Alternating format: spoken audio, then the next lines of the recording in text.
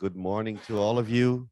Good morning to all of you out there in the world, because we broadcast this live, of course, over the Webinar.Live, the Carry Community platform.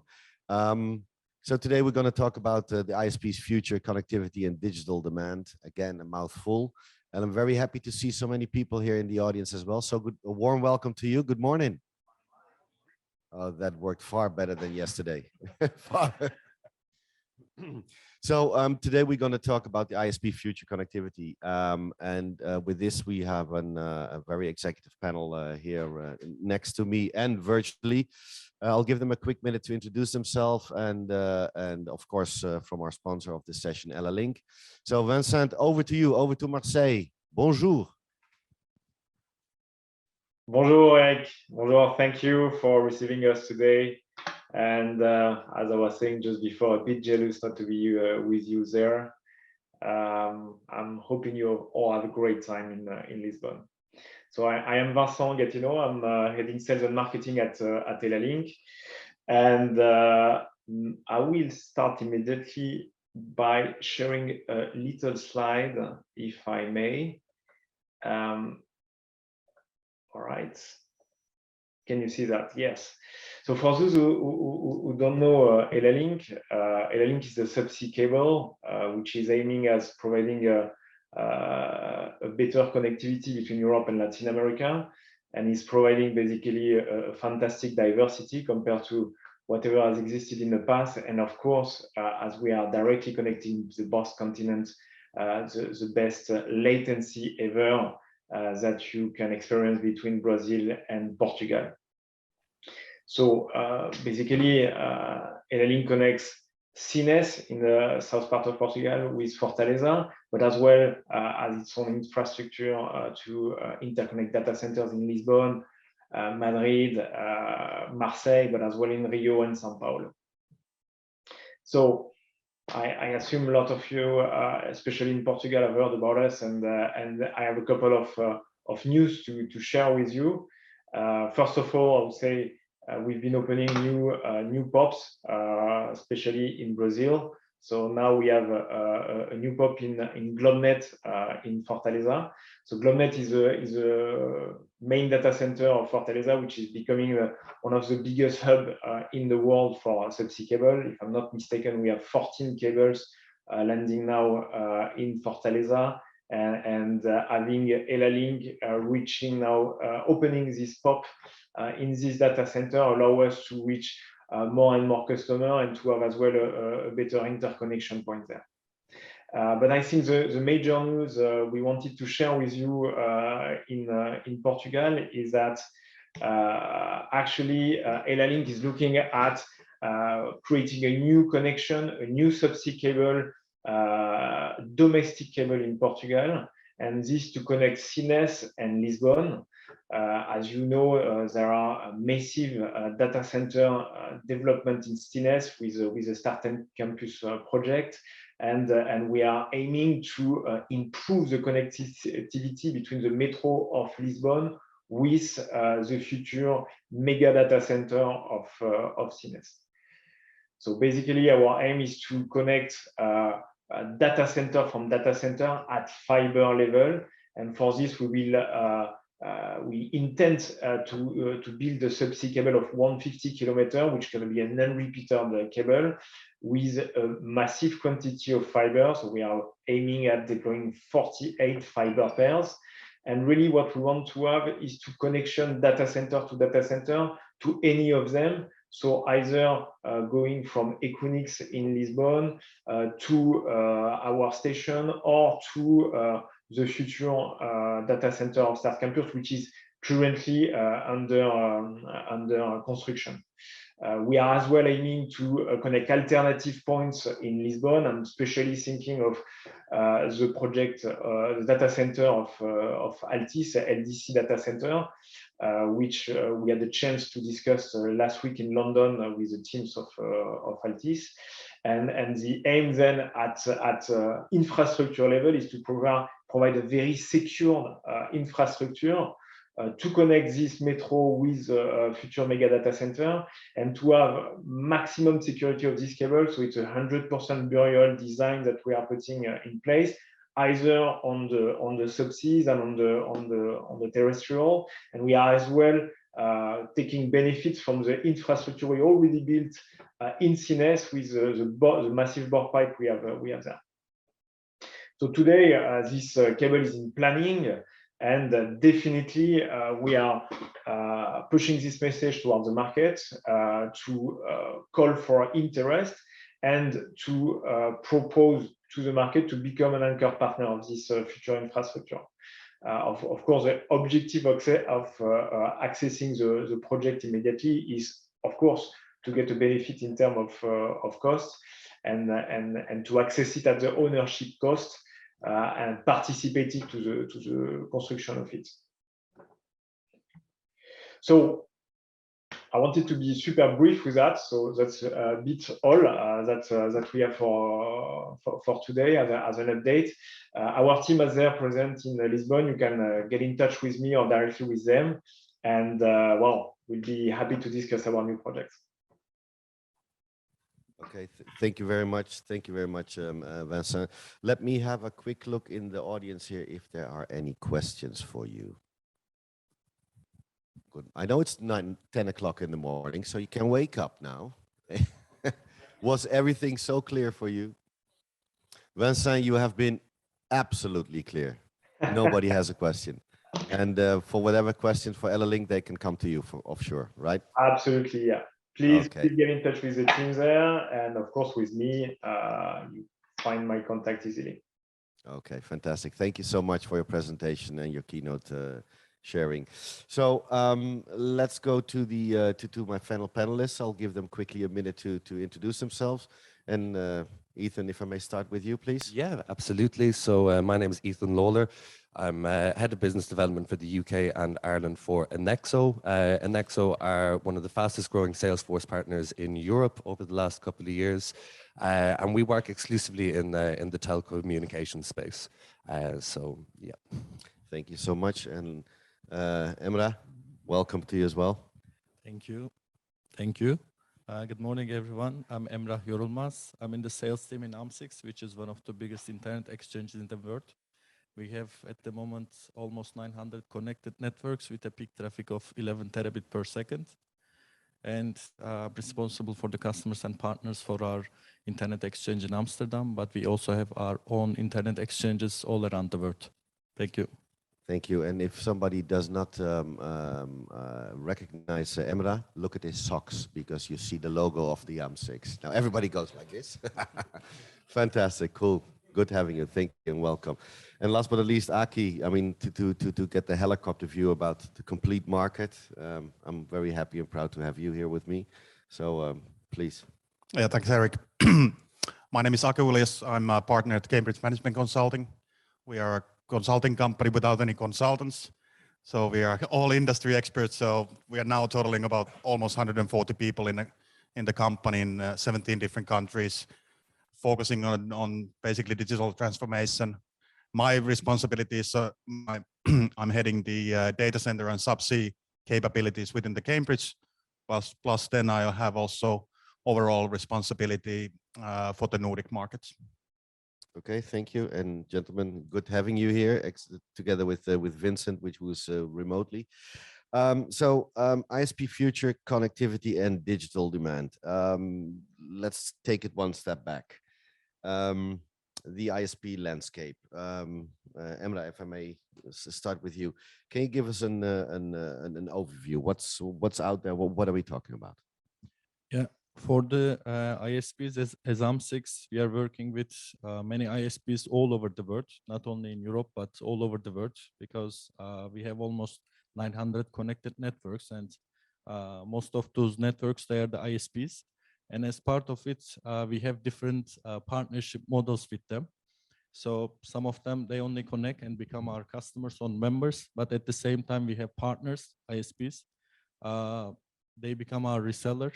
They bundle their transport, and then they bundle it with AM6 port and sell it a one-stop shop service to their customers all around the world. With this service, any customer, let me say in Oceania or in Brazil, in Latin America, they can easily connect to ARM6.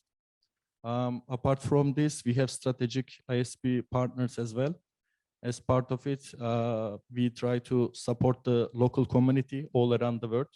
With HGC, for example, we have a strategic partnership with them in the US and in Hong Kong and in Singapore. Again, in Egypt, we partner with Telecom Egypt in order to support the local community. And then in Bahrain, we have the partnership with Batelco. And in India, again, with SIFI. So in a nutshell, I would say we are in a close cooperation with ISPs because the internet connectivity with data is increasing rapidly because of the digitalization all around the world. If we look at the market in Europe and in North America, it's very well developed. But when we look at other regions, they are also getting in peace, and then they are also increasing their internet connectivity. Thank you. Ethan, your scope on the, let's say, on the characteristics of the ISP market, what do you see around you? Yeah, I think the industry is breathing a collective kind of sigh of relief after COVID and understanding exactly where we are and actually getting some action plans in place. So we're seeing huge investments both in infrastructure and also on the software side of things. So we're working with partners globally as well in order to really drive that. And start planning for the increased demand. I know something that's been talked about a lot here has been, connecting Africa to the rest of the network and South America, like with EllaLink. And I think we really need to be focusing on getting the playing field level as we move forward into what the rest of the decade holds. Okay, Aki, helicopter view from your side. Yeah.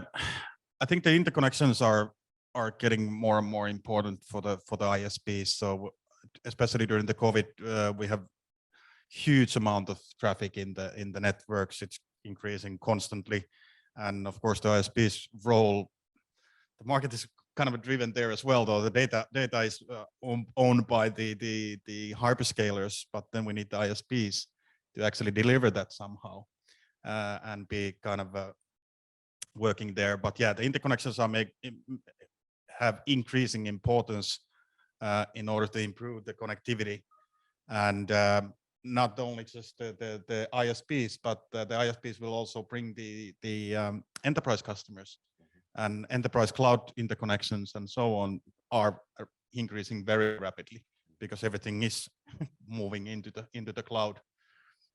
So. Okay, thank you. Vincent, over to you. What do you think? How to meet the ISP current and future capacity and connectivity demands? I mean, it must be on your eyeball because you're investing and you're planning and you're doing. It's amazing what you and EllaLink are doing. So, what's your view on that one? Well, I would say that as per EllaLink, we're spreading on several geographies that's for each of them of the specific market of ISP and a specific landscape, right? So if you look at Brazil, as an example, there is, I think, more than, it's a continent by itself, right? There is around 7,000 ISPs that are registered there, which I would say several hundred are actually very active. And this is creating a very competitive and fluid market over there. So there is a lot of consolidation coming every year and so. In other geographies, that's what we see. For example, I was discussing with some officials in Africa, in Mauritania, a push to create independent and private ISPs, and this is ramping up slowly, but it's a way for them of providing as well more accessible and internet for their people, for their subscribers, right? So for us there, we are an big infrastructure provider looking at international, and sometimes ISP is very focused at the local or regional or domestic market. But what we do for them usually is to apply for all of them an open and neutral behavior compared to, I would say, other massive players, and we are trying not to compete, of course, and this is the way we have to support their necessities. Okay, thank you, Ethan. Yeah, I think it's actually something you said yesterday, Eric, in one of our talks. Was we're really blessed in this industry to kind of have a pretty good idea of what it's going to look like for the next 10 years or so. You know, the demand is going to keep increasing, and we need to be adjusting for that. One of the key things I think we need to be focusing on is interoperability between all aspects of the industry. So yeah, from submarine through to ISP, and I think investing in software is obviously, says the software guy on the panel, is a really a key part of that, as well as API standardization across. And the value that can bring to us as we move forward. Also, we're working with a telecarrier or Aurelian as they are now, and with I think it was 3 to 4 months after implementing our solution or a solution like ours, they said they were able to cover the investment cost on that, because with the data they'd received, they were able to change plans on future POPs. And this sort of data is really insightful when, as the demand increase, we're not always going to have as much time to be able to react properly, you know? Okay, no, but by the end of the day, I mean, without software, nothing runs. So that's the importance of software, of course. Eminem, what's your take on it, on the future demand? You see how the ISPs can meet that? Yeah. So I agree with almost all of it. You know, Almost. yeah. Yeah, everything. And then so it's obvious that we are going to be seeing a lot more traffic in the future. We see a lot of data centers all around the world. That's a sign, you know, because there's going to be more traffic. So we need to store those somewhere. And as part of it, we see many new submarine cables being laid out on the bottom of the oceans and seas. And with this, everyone is obviously in the ecosystem. Everyone is trying to do their best in order to support this, because with the new technologies, new trends, we are going to be creating a lot of content, a lot of data, and this has to be managed with the driverless cars, with the IoT, with AI, and so on, with Meta. So what I see, you know, the industry, they are managing it pretty well, and I'm sure in the future it's going to be great. And with more ISPs, with more submarine cables, with more internet exchanges around the world, it will be managed in a pretty well manner, and digitalization will proceed. With regards to the driverless cars, I mean, I mean, I think they will drive, but I'm always trying to imagine how would that be? You know, I mean, you're from Finland. There are the best rally drivers come from Finland, also from France, by the way, and Spain. How would they do that? I mean, would that work or not? I don't think so that fast. But Aki, your view on the demand, how you see it, and how can the ISPs meet that? Because it's quite a pressure on them now. Yeah, it is very challenging, because how can you?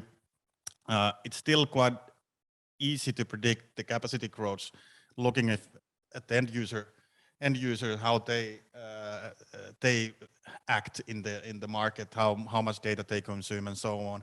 But the growing amount of machine-to-machine communication, that's going to be the tricky one, and it affects all parts of our ecosystem, because we need new routes that we probably don't know yet where we're going to need them. We need more diversity, and with the subsea cables, the cables are landing in new locations, and it's quite difficult to.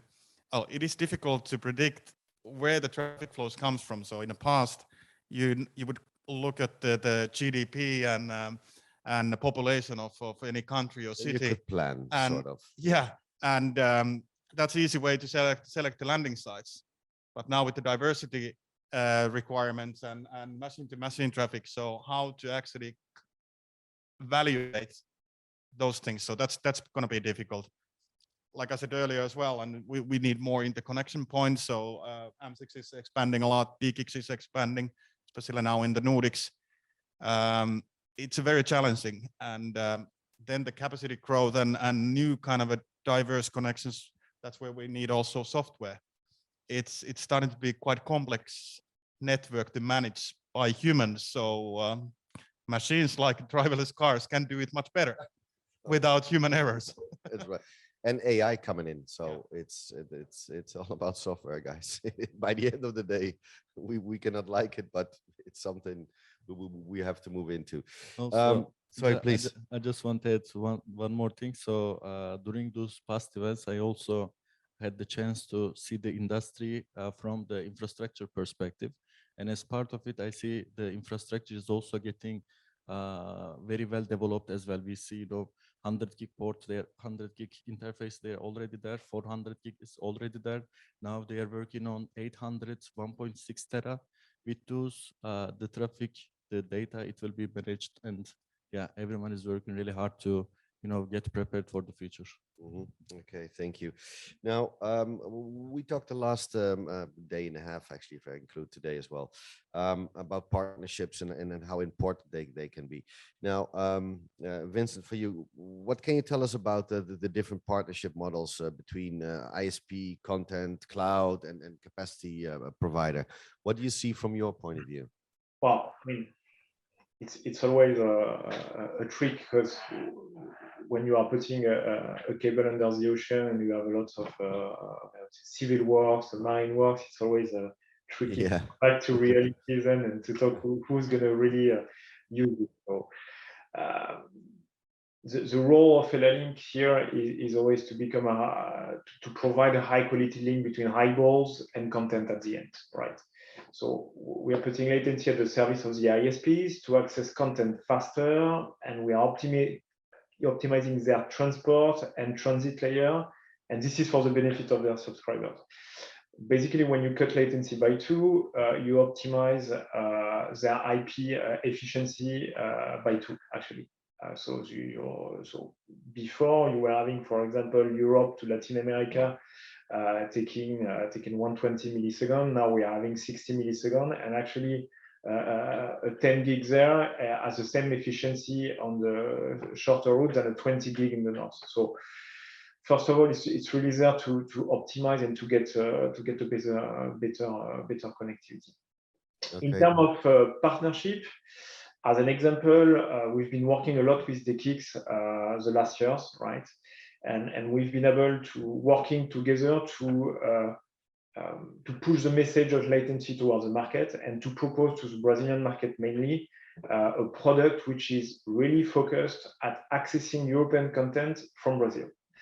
So with this improved latency, they have first a better experience for their users, but then they've been able as well to optimize their transport layer, cutting some links that were not useful, and eventually transferring a part of their IP transit services towards layer 1 services, accessing directly the peering points. So we really had to work hands in hands on that. On one side, we are a subsea cable, so we have no content to propose. On the other side, a peering point knows these kinds of markets. So bringing it together, we really been able to have a common value proposition for the end users. Okay, thank you. Emre, you want to? Yeah. So for the partnerships in our industry, it's most of the big projects you need a lot of investment. Therefore, the partnerships are crucial. In terms of for the submarine cables, from my past experiences, I remember CMV3, for example, was the longest submarine cable in the world, like 42,000 kilometers, I think. And there were like 25 ISPs cooperating together in order to connect the Southeast Asia, the Korea, Japan, and then all the way to Middle East, and then Europe, and then Northern Germany. So with such projects, the global internet developed very well, and we see this again in the today's market.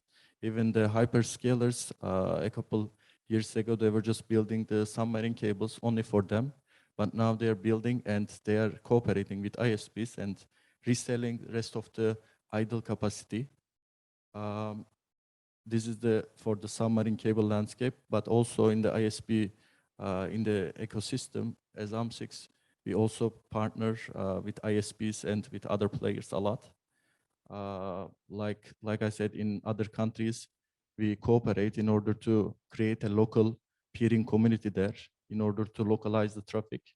And at the same time, we cooperate in order to help other ISPs around the world to connect other internet exchanges and then get the traffic with the lowest latency and with the most efficient way. So, Aki, why are partnerships so important in conjunction with the submarine? Why is it? I mean, Emma just mentioned something, but from a helicopter view, what do you see? What is so important, and what are we lacking, or what way should we go actually? Or maybe start with because we are in the internet business, and what internet stands for, it's a network of networks. So it's kind of a natural partnership. Nobody can actually build. There can be no single internet provider in the world. It's just possible. So that's why it's always have been partnerships throughout the years. We have had the internet in a subsea business. Like Emre said, it's a massive investment. So you need to partner with, and it's really partnering with the investor. So if you're a developer or cable owner, you need to partner with the investor.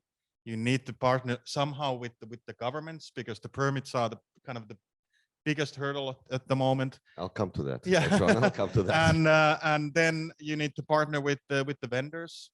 You need to partner with it's more kind of, especially with the hyperscalers, it's more like a partnership with them. They want to play a role in and be part of the decision making process. So it's all about partnerships.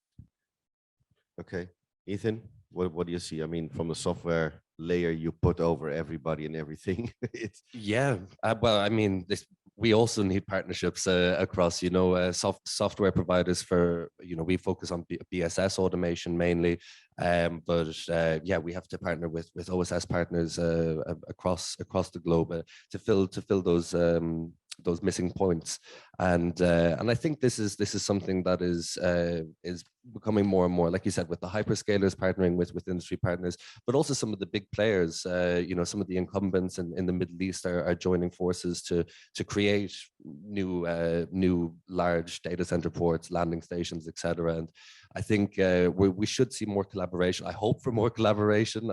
My understanding is that it's not always been the easiest thing in this industry on the big scale, but no. But if I because we're talking about these kind of subjects already for years, but what I do see is that the inevitability of working together, partnering up, and creating the possibility to partner is becoming bigger. You see it more happening, and actually more willingness. Again, it's inevitable. I mean, there's no way. I mean, nobody can do everything by itself, right? Exactly.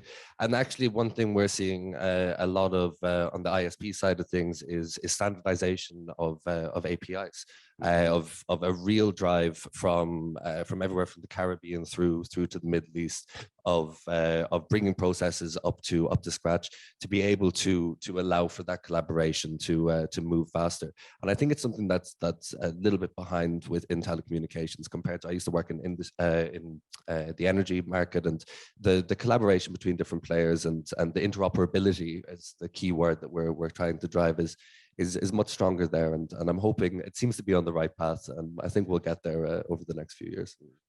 No, because let's not forget, a lot of people are still, let's say, in the old operator telco mode, like, oh no, I need to protect my part, and oh no, let's not give the information, and let's not move on. But by the end of the day, they're the last one on the train, right? That's what we see now, and what I am seeing around is that people do understand that now, and they don't want to be the last one on the train anymore. So that's why it's a catalyst actually as well for the partnerships. Do you agree? Yeah. I just want to add one more thing on this topic. So we see partnerships in different parts of the world, and as part of it in Middle East, for example, there is this alliance group, and as AMSIX, we joined them because it's a local ISPs in Middle East, and we joined them, and the goal is to increase the connectivity in the region. And with this, the ISPs, they will be providing connectivity, and as AMSIX, we will be providing the peering infrastructure for the required system. Mm-hmm. Vincent, on the infrastructure planning, it is critical, and you mentioned already, I mean, that the investments that they are huge. Can you share your view with the audience? Is that? I wanted to add something on the partnerships, right? Yes, please jump in. Well, some things that, like Aki said on the government is super important, and this is something we've been enjoying in Portugal. There are projects such as ours that has a big national or international interest, which was really driven by that. When you think about it in the past, EllaLink was one of the ideas that was pushed at a summit between the European Commission, the European Union, sorry, and Brazil at the time in 2014. And at the end, having them having this awareness around different agencies has been instrumental to have their support at the moment. You have difficulties in subsea cable, like getting permits and all. So building these partnerships are very important. It's not only a customer-provider relationship, and we have, of course, multiplied partnership over the market, and we've been trying to develop this ecosystem around the project. It's of course the users of the capacity at the end, or those who get some benefits, like data centers operators that want to maximize their connectivity, or either content providers, but as well we see like gaming corporates, etc. But it's always as well, sorry, some other aspects, like at this particular moment, and since the beginning, we are collaborating with academical and scientists, sorry. And we've been putting in place some collaboration to explore how we could use the infrastructure, subsea infrastructure, to do some oceanic research. And one of the conclusions at this moment is that the academical network of Portugal has signed an agreement with EMACOM, who is our party in Madeira, for the scientific usage of the infrastructure and to get some parameters from the seabed. So at the end, it's very important that we get a value chain between the different stakeholders of the market. So not only capacity users and providers, but as well whatever is around, and to have a really sustainable participation to this ecosystem. Okay, thank you. And on the planning, I mean, as I mentioned, planning of the infrastructure, I mean, huge investments, huge stakes, huge, time frames, or whatever. What can you share with the audience? Can you give them a glance of what's behind it, actually? Of course. I mean, first, when you put a subsea cable, when you deploy and install and create a subsea cable between 2 points, basically, because it's a rather simple concept. You connect a point A and a point B with a massive quantity of capacity for the future.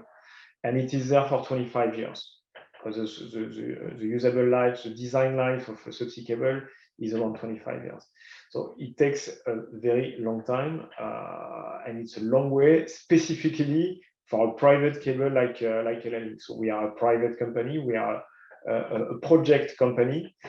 We are not existing before this project. So we don't have our own necessities to create a subsea cable. When you are an incumbent and you ally with a certain quantity of other incumbents inside the consortium, you have your own needs. You have a long-term planning, and this is why you are doing it, right? When it's a subsea cable like us, well, it's a long way. It's back into 2011 when the first, I would say, ideation of the project has came to light. And then we got this political support in 2014 from Europe and Brazil. And finally, once you get all of this, you need to find the money to do it. And finding the money to do it is getting some anchor customers that are interested with the project before it exists. So in our case, it has been the Bela Consortium, the EMACOM for Madeira, Cabo Verde Telecom for Cabo Verde, and Telxius.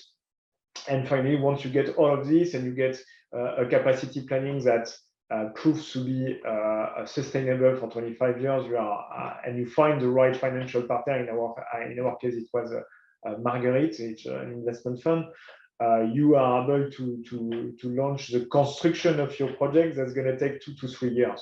So it's a very, very long way. It's a way. it's painful for everyone. It's Very painful. It's painful to build, and it's always a pain to operate. But I mean, this is where we've gone through. Okay, thank you so much, Vincent. Aki, I think that you're supporting actually your clients, your partners from A to Z. You must have some nice stories with regards to infrastructure planning. What's going on? What can go wrong? What what can you share with us? Yeah, it's of course depending on the market which you operate. It can be easier in some cases. It can be total pain. So I've been now assisting one of my clients on the Arctic cable project since 2016. That's the warmer part of the world. Yes, right? so Yeah, I'm happy to have all these nice warmer climates. Next one is probably going to be Antarctica, hopefully.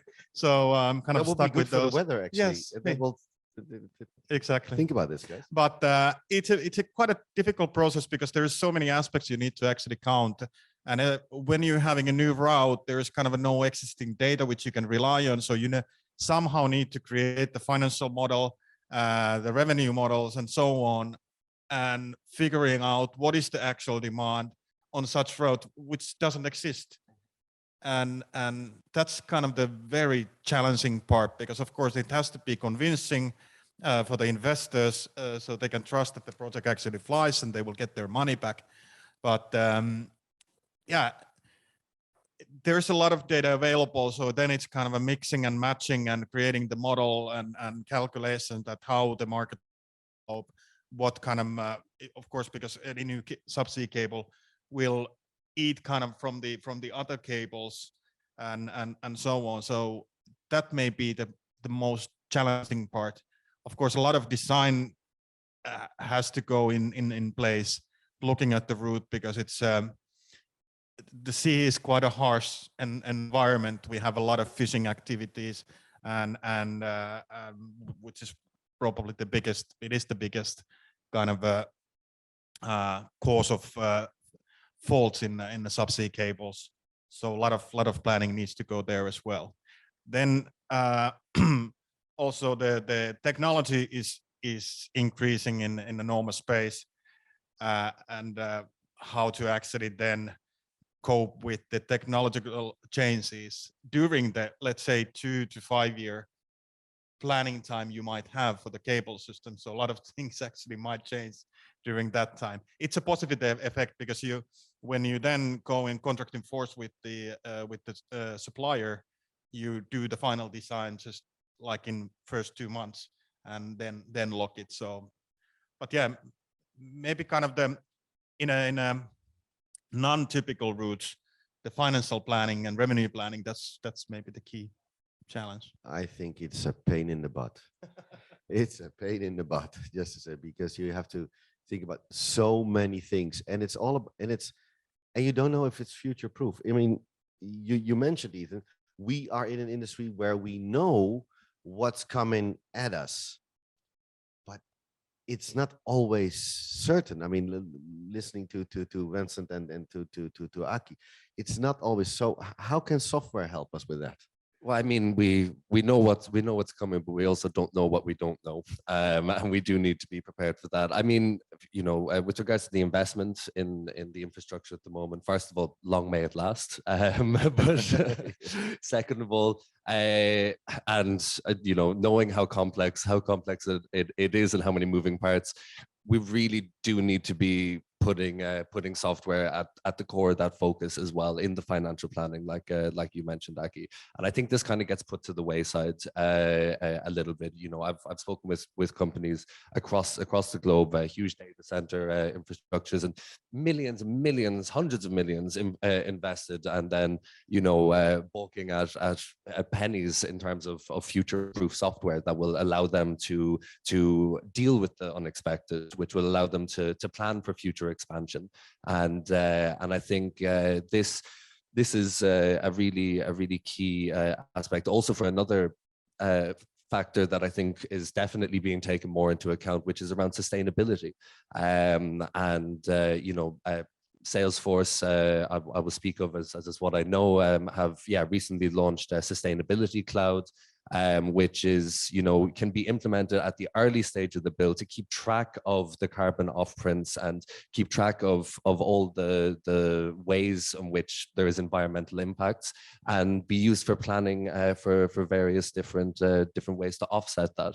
And I think, if we're including this at the early stages alongside all the more traditional, difficult, bigger, scarier things, I think it's really a key for the future proofing of the industry. Yeah, but you know, my question would be immediately: sustainability, that costs money. There goes my business model. So how can we cope with this one? Just quickly turning on the sustainability. How can we improve that part? Where can we? I mean, gentlemen, one of you, please take it. How can we, you know, encourage that our CO2, you know, decreases? I mean, it's not easy, but how can we help this? Any one of you, Vincent, maybe? Is there anything you can say about this? It's difficult, huh?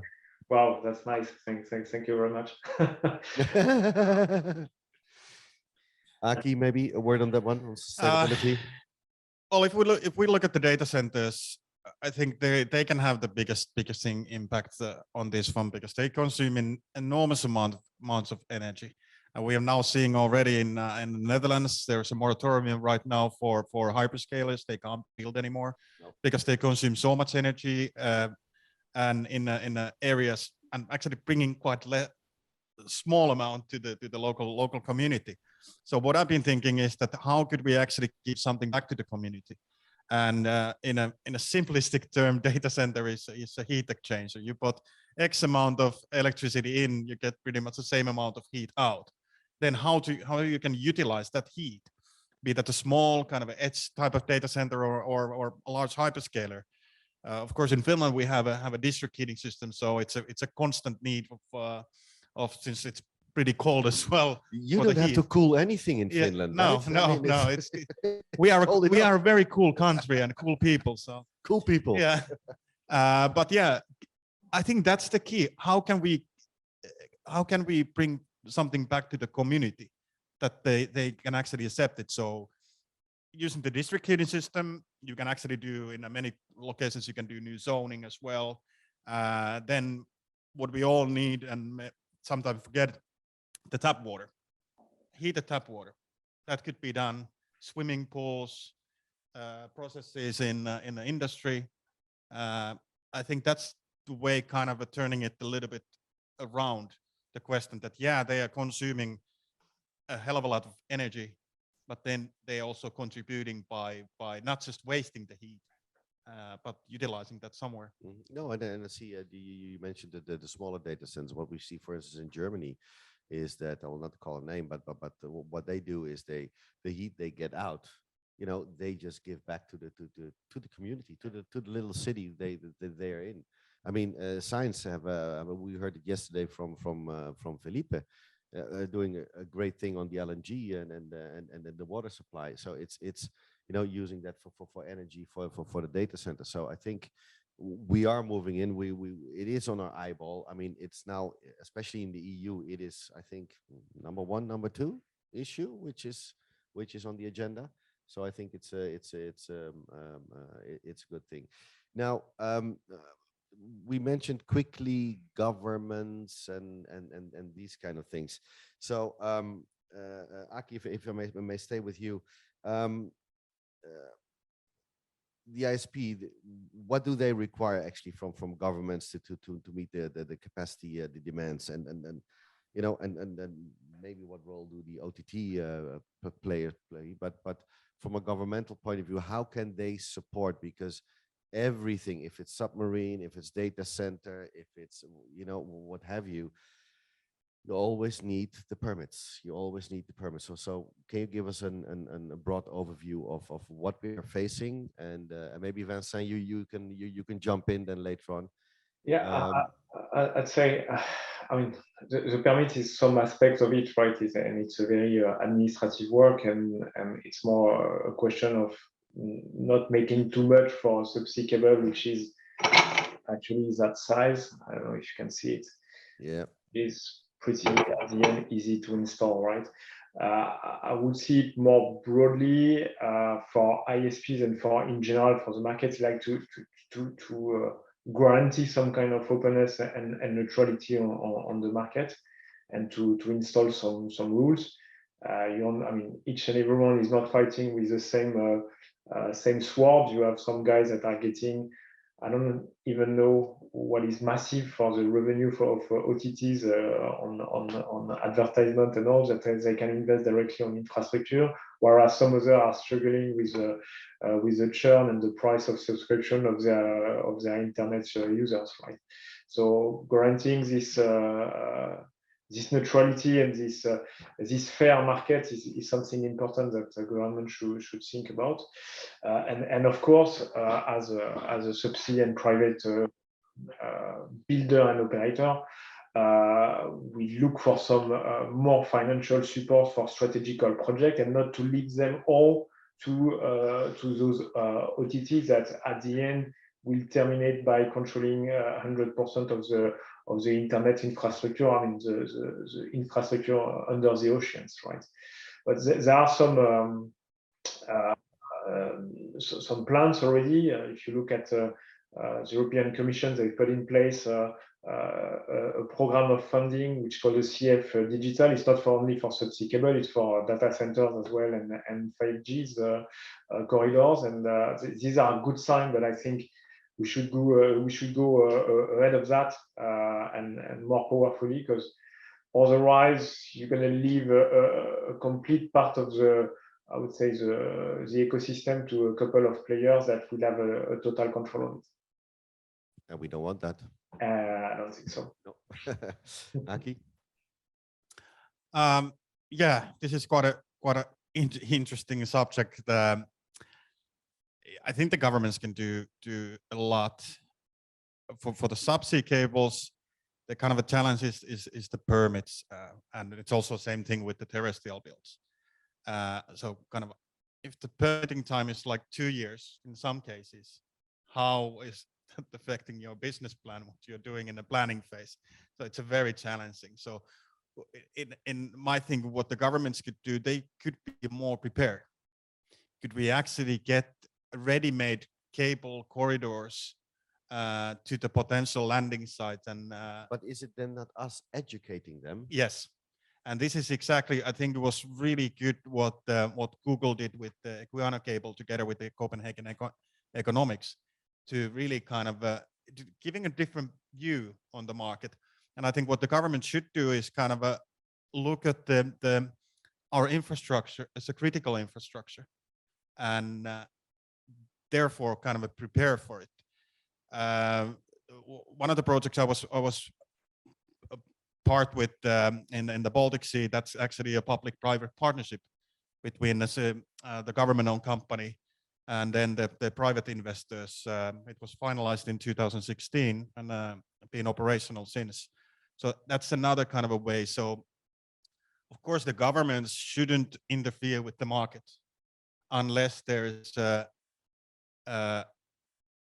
market can't fill a needs. And in this case, there was a demand from the market, but not enough that the private company would have started doing that.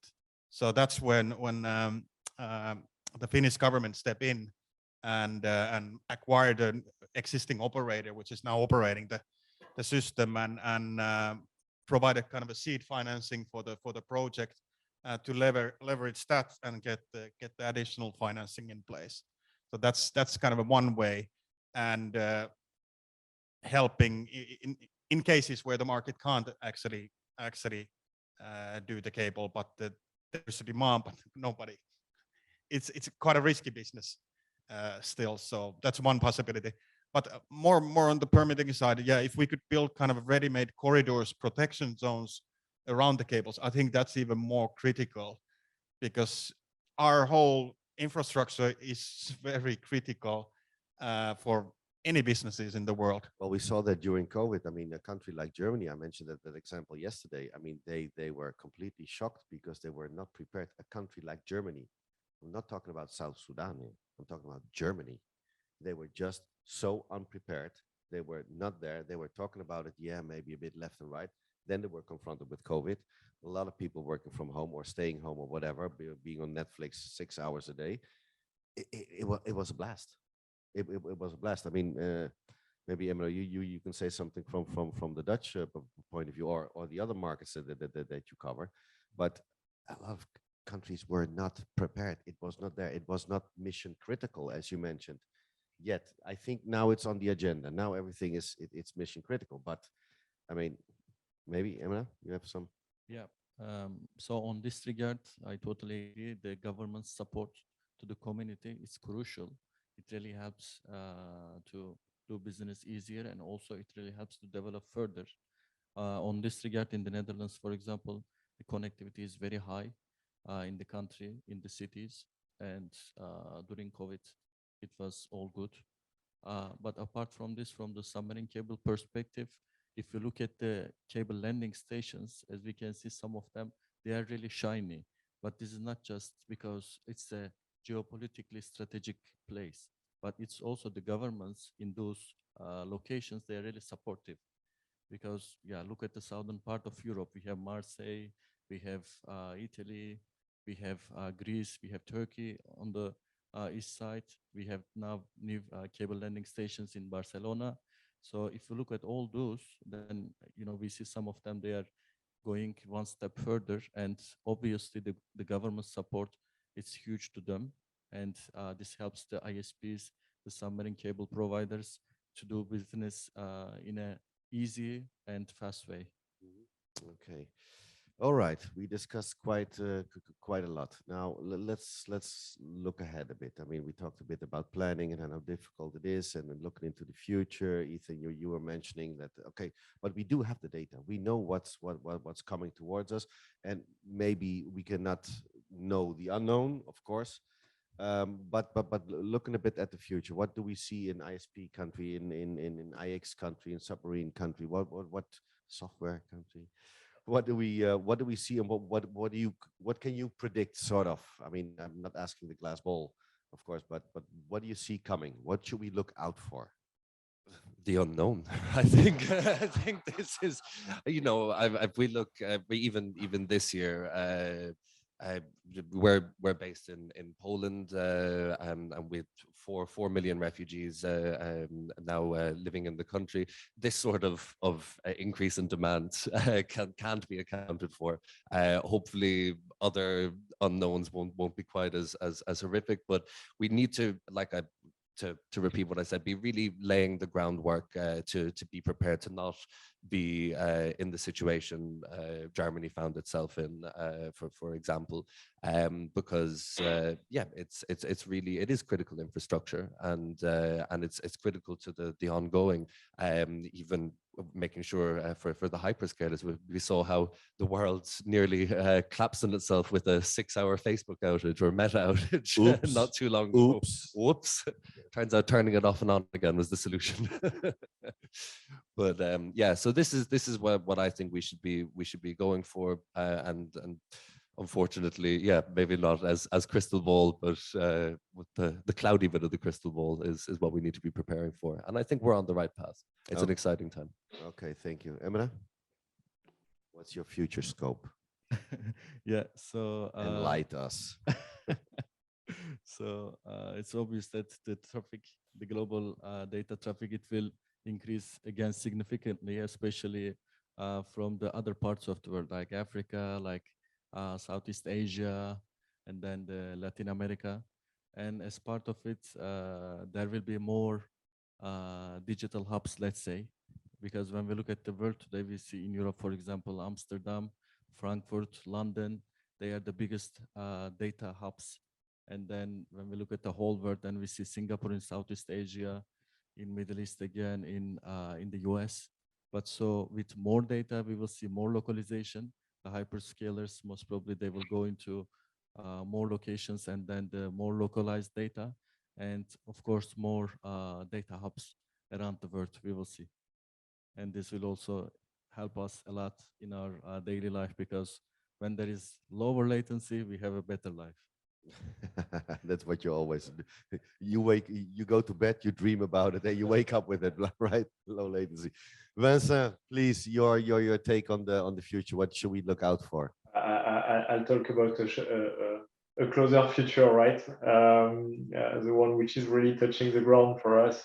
Well, we see basically Portugal becoming, transforming from a bit of a corner of the European global network into the real place to be, and the real place where attracting more and more content and becoming an absolute hub.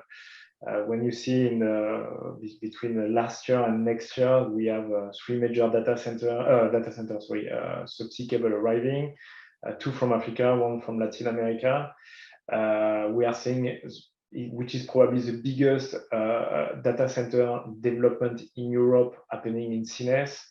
As per EllaLink, we are trying to comfort this ecosystem and put it more solidity by having this cable between Sines and Lisbon. We are connecting new countries. We're just connecting Morocco. We're working at Mauritania at the moment. It's not a massive geography, but it's a multiplication of geographies. So we wish with all of our hearts that Portugal is becoming something big in Europe, and we really believe it. So you really think that Marseille being huge with what is it, 125 terabytes combined to here in Portugal, which is 8 terabytes, that there is the cake is big enough? Actually, what I believe is that of the creation of a new southern corridor of data from Marseille to Madrid and Barcelona toward Lisbon, instead, I mean, to create a new flap here and there. I think the data is going to transit either from Asia to America, of course, stopping in Europe, but maybe not needing to go further north as it is today, like going to Frankfurt, Paris, Amsterdam, or London, and to maybe remain in this southern part of Europe. So this creation of this southern corridor of data. Yeah. Okay, thank you. Aki, last famous words. What do you how do you scope the future? Yeah, we like everybody said, we definitely are seeing much more new hubs and data hubs coming up. Then of course I'm from Finland, and the Nordics is of course close to my heart, but of course it's not just that, but it's the sustainability of the data center as well, because of the cool air and available green energy. So more and more cables are coming there now, and it's actually what I've been telling kind of with the Marseille and so on. If you look at the globe as a round object, you can actually put any place in the world as the middle point. So that's actually beauty, and with the subsea cables, that's actually possible. Like we heard yesterday of Omantel and now what Vincent mentioned. The second thing is that, yeah, we are going to see a lot more fibers, a lot more diversity, diverse fibers. So not maybe necessarily the usual parts, but since our last boom of building subsea cables was 20 years ago, and the system lifetime is 25 years approximately. So we need more cables. We might have the capacity available in some cases. Some cases the capacity is not there. So companies such as Infinera and Siena, they can do upgrades on the system, and that has to be planned as well. So it's not like you having necessarily one technology throughout the 25-year lifetime. Some companies are actually changing every 5 years because the advancement in the technology. So yeah, a lot more data hubs, a lot more new cables. We have still one continent that is not connected with the subsea cable, and that's Antarctica. And hopefully soon it's for research and education purposes. So there is no actual commercial need for or that much commercial need for such cable, but for research and education, that's highly important. Okay, thank you. Let me look into the audience. Audience, do you have any questions for these gentlemen? No. No. Okay, then I'm gonna would like to first of all would like to thank my panelists. Vincent, thank you, and EllaLink, thank you for sponsoring this session, and thank you for your keynote presentation. It has absolutely be interesting. So thank you so much for that, Vincent, and greetings to Marseille. Ethan, thank you so much. Good having you here, even if it's from the software perspective. But again, that's the thing what I like, because it's not always inevitable. Hey, but we have to think about the software as well. No, we do, because otherwise nothing happens. So on the IX side, I love your socks, man. I love the socks. Thank you so much. Thank you so much, and Aki, always a pleasure and honor having you. So so thank you very much, gentlemen, and I hope you enjoyed it. I hope you enjoyed it out there, because we're broadcasting this live over the internet. So, and with these words, I would like to close the session. And stay tuned, because this afternoon we have another session, the last of this GCCM Lisbon. So thank you so much. Enjoy, and we'll talk soon. Okay, bye. Ciao. Thank you.